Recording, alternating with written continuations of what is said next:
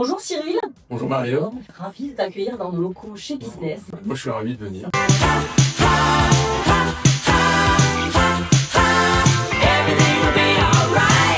On a eu l'occasion de travailler sur le projet Banquier Entrepreneur. Est-ce que tu pourrais nous donner les facteurs clés de succès de ce dispositif et les impacts positifs? Alors, banquier entrepreneur ou d'autres programmes, dans tous les cas de figure, le premier point de succès, c'est qu'il faut que l'impulsion vienne de la gouvernance et sur une vision claire.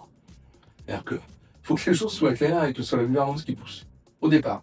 Après, si on veut que tout le monde soit embarqué, il y a plusieurs facteurs importants. Un, il faut co-construire le programme. Il faut s'appuyer sur un partenaire de talent qui soit capable de vous accompagner. On en a sélectionné, puisqu'il y avait un appel d'offres, vous êtes sorti du chapeau, tant mieux, puisque vous avez fait les choses très bien. Mais derrière, c'est les équipes. C'est-à-dire qu'il va falloir embarquer les équipes, mais pas que les équipes business. C'est-à-dire pas que les équipes du réseau ou du développement. Il faut aussi embarquer les équipes RH.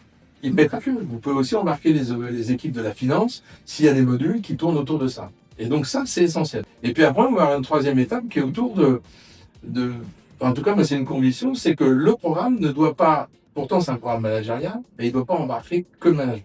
Dans la partie banquier entrepreneur, on a mis manager pro, et après on les a aidés dans leur quotidien à toucher cette dimension de la fibre entrepreneuriale, c'est-à-dire plus d'autonomie, plus de responsabilité. Et puis après, il y a business qui est arrivé avec les différents modules, manager coach, manager leader, manager conquérant, les séances de codev, etc., etc. Le quatrième point qui est embarqué dans tout ça, c'est qu'une formation, si elle n'est pas suivie de quelque chose, ça ne marche pas.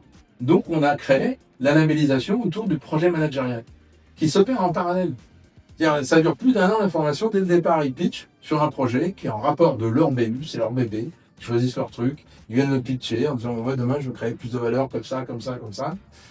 On leur dit, ouais, alors est-ce que c'est bien, ou on pousse. Et l'enjeu, c'est pas qu'ils réussissent leur projet en termes de résultats, c'est qu'ils réussissent leur projet en matière d'enseignement, de savoir faire le pas de côté, de revenir en arrière, de reprendre, d'accepter, d'échouer pour repartir, ou de réussir et d'accélérer, mais peu importe.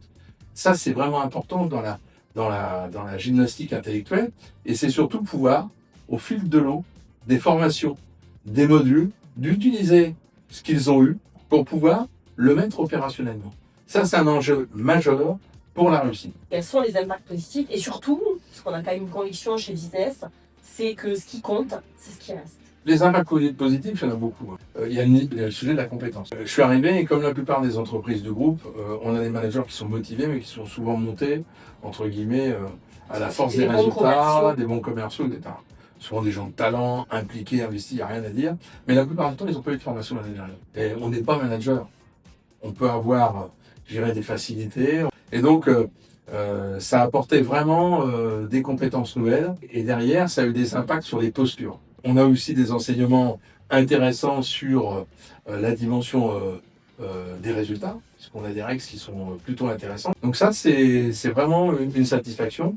Et la formation, il était pour beaucoup.